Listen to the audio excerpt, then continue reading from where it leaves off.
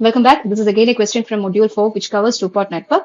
The question is to determine the hybrid parameter of the given network. Hybrid parameter എന്ന് പറയുമ്പോൾ it is same as that of our H parameters. H parameter means they are H11, H12, H21 and H22. അപ്പോൾ നമ്മൾ ഇതാണ് find out ചെയ്യേണ്ടത്. തന്നിരിക്കുന്ന two-part network circuitന്റെ H parameters ആണ് find out ചെയ്യേണ്ടത്. Okay.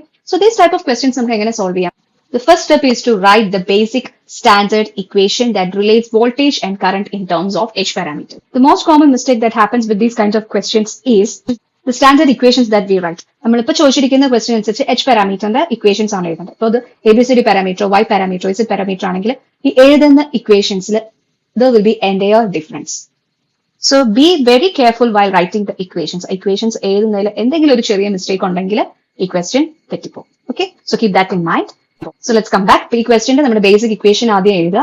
ഇതിൽ നിന്നായിരിക്കും നമ്മൾ H പാരാമീറ്റേഴ്സ്, അതായത് ഈ 4 H പാരാമീറ്റേഴ്സ് നമ്മൾ സോൾവ് ചെയ്യാൻ പോകുന്നത്. In order to find H11 and H21, നമുക്ക് എന്ത് ചെയ്യാം? നമുക്ക് ഈ V2 എന്ന് പറയുന്ന ടേം എന്ന് പറയുന്നത് 0 ആക്കി സെറ്റ് ചെയ്താൽ മാത്രമായിരിക്കും നമുക്ക് ഈ H11 ഉം H21 ഉം കിട്ടുള്ളൂ. 0 ആക്കി സെറ്റ് ചെയ്യാന്ന് പറഞ്ഞാൽ എന്താണ്? ഈ വോൾട്ടേജ് സോഴ്സിന് ഷോർട്ട് സർക്യൂട്ട് ചെയ്താൽ മാത്രമായിരിക്കും നമുക്ക് H11 ഉം H21 ഉം കിട്ടുള്ളൂ. സോ H11 എന്ന് പറയുന്നത് എന്ത് വരും? ഇപ്പൊ ഇത് നമ്മൾ V2 0 ആക്കുകയാണെങ്കിൽ H11 will be V1 by I1, H21 will be I2 by I1. ഇനി നമുക്ക് H12 ഉം H22 ഫൈൻഡ് ഔട്ട് ചെയ്യണമെങ്കിലോ ഈ I1 എന്ന് പറയുന്ന കറണ്ട് നമ്മൾ 0 ആയിട്ട് സെറ്റ് ചെയ്യും. അപ്പൊ 0 ആയിട്ട് സെറ്റ് ചെയ്യാന്ന് പറഞ്ഞാൽ അത് ഓപ്പൺ സർക്യൂട്ട് ചെയ്യാന്നാണ് ഉദ്ദേശിച്ചിട്ടുള്ളത്. ഇങ്ങനെ വേണം നമുക്ക് ഈ H പാരാമീറ്റേഴ്സ് ഓരോന്നും കണ്ടുപിടിക്കാൻ. Let's see this in detail.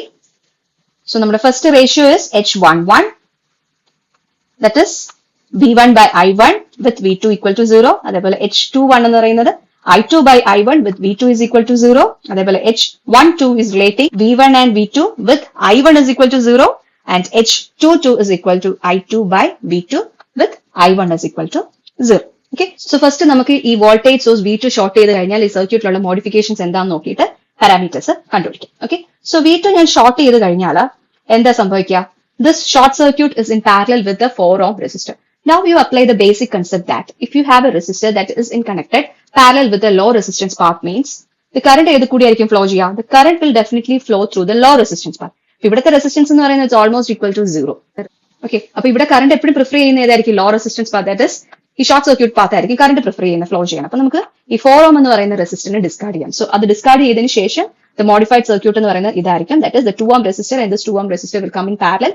When they come in parallel, the equivalent resistance becomes 1 ohm. അതുകൊണ്ട് എന്താ ചെയ്യുക? ഈ 1 ohm ഉം ഈ 1 ohm ഉം സീരീസ് കണക്ഷനിലായിരിക്കും. സോ ഫൈനലി നമുക്ക് ഇക്വലന്റ് റെസിസ്റ്റൻസ് എന്ന് പറയുന്നത് we will get it as 2 ohm. Okay. So നമ്മുടെ മോഡിഫൈഡ് സർക്യൂട്ട് എന്ന് പറയുന്നത് എന്തായിരിക്കും? ഒരു സിംഗിൾ റെസിസ്റ്റൻസ് മാത്രമുള്ള ഒരു സർക്യൂട്ട് ആയിട്ട് നമുക്ക് കിട്ടും. ഓക്കെ. സോ V1 എന്ന് പറയുന്നത് നമുക്ക് എങ്ങനെ റിലേറ്റ് ചെയ്ത് എഴുതാൻ പറ്റും? V1 will be equal to I1 into 2 ohm എന്നായിരിക്കും എഴുതുക.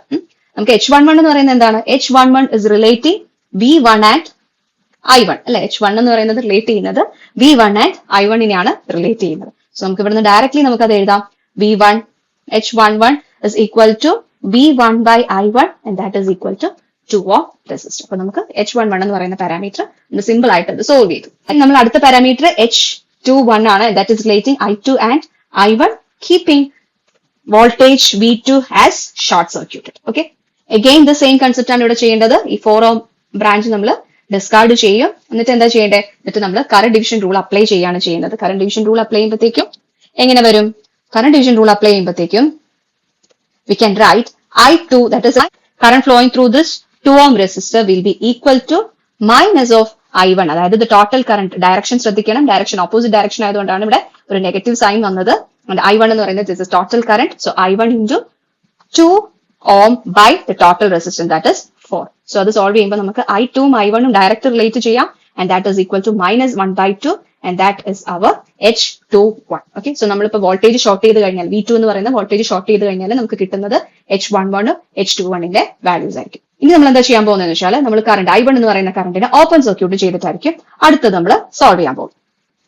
I1 എന്ന് പറയുന്നത് 0 ആണ്. 0 ആക്കുകയാണെങ്കിൽ voltage across this 1 ohm resistor will be again 0. അങ്ങനെയാണെങ്കിൽ നമുക്ക് എന്ത് പറയാം? ഈ voltage V1 is same as that of voltage across the 2 ohm resistor. നമുക്ക് assume ചെയ്യാം, let this be the current IY flowing through 2 ohm and let this be current IX flowing through the 4 ohm resistor. നമുക്ക് എന്താ വേണ്ടത്? V1 നെയും V2 നെയും relate ചെയ്യണം, അതേപോലെ I2 നെയും V2 നെയും റിലേറ്റ് ചെയ്യണം, keeping I1 as 0. Okay. So what is V1? V1 എന്ന് പറയുന്നത് It is the voltage across the 2 ohm resistor into the current flowing through this path. ഈ കറണ്ട് അതിൽ കൂടി പോകുന്ന കറണ്ട് എന്ന് പറയുന്നത് it is same as that of I Y. അതേപോലെ V2 എന്ന് പറയുന്നത് എന്ത് വരും? It is the voltage across the 4 ohm resistor into current flowing through that path is Ix. ഈ പാത്തിന്റെ ഇക്വലന്റ് റെസിസ്റ്റൻസ് എടുത്താൽ എന്ത് വരും? That is 4 ohm in parallel. This is I2, IY and Ix എന്നല്ലേ കിട്ടുക. That means I2 is equally dividing between the two branches. Doubt ഉണ്ടെങ്കിൽ you can use the current division rule. Again current division rule use ചെയ്തിട്ട് നമുക്ക് Ix ഉം Iy ഉം എന്താണെന്ന് കണ്ടുപിടിക്കാൻ പറ്റും. So നമുക്ക് Ix ഉം Iy ഉം എങ്ങനെ എഴുതാം? Ix and Iy is equal to I2 by 2. Equally divide ചെയ്യുന്നത് കൊണ്ട്. ഇനി നമ്മുടെ ഈ ഫസ്റ്റ് രണ്ട് ഇക്വേഷൻസിലേക്ക്, അതായത് V1 ഉം V2 ഉം റിലേറ്റ് ചെയ്തിട്ടുള്ള ഇക്വേഷൻസിലേക്ക് നമുക്കിത് സബ്സ്റ്റിറ്റ്യൂട്ട് ചെയ്യാം. So V1 will be equal to 2I2 by 2 and V2 will be equal to 4I2 by 2. So now take the ratio between V1 and V2. Ratio എടുക്കുമ്പോൾ എന്ത് കിട്ടും? I2 by 2I2 and that is equal to 1 by 2, which is our H12 അല്ലെ? H12 അല്ലെ relate ചെയ്യുന്ന V1 ഉം V2 ന്റെ ratio. So അത് നമുക്ക് 1 by 2 എന്നായിരിക്കും കിട്ടുന്നത്. സിമിലർലി ഇനി എന്താ വേണ്ടേ? ഇനി നമുക്ക് വേണ്ടത് I2 ഉം V2 ഉം തമ്മിലുള്ള റിലേഷൻ ആയിരിക്കും. I2 V2 നമുക്ക് എങ്ങനെ റിലേറ്റ് ചെയ്യാം?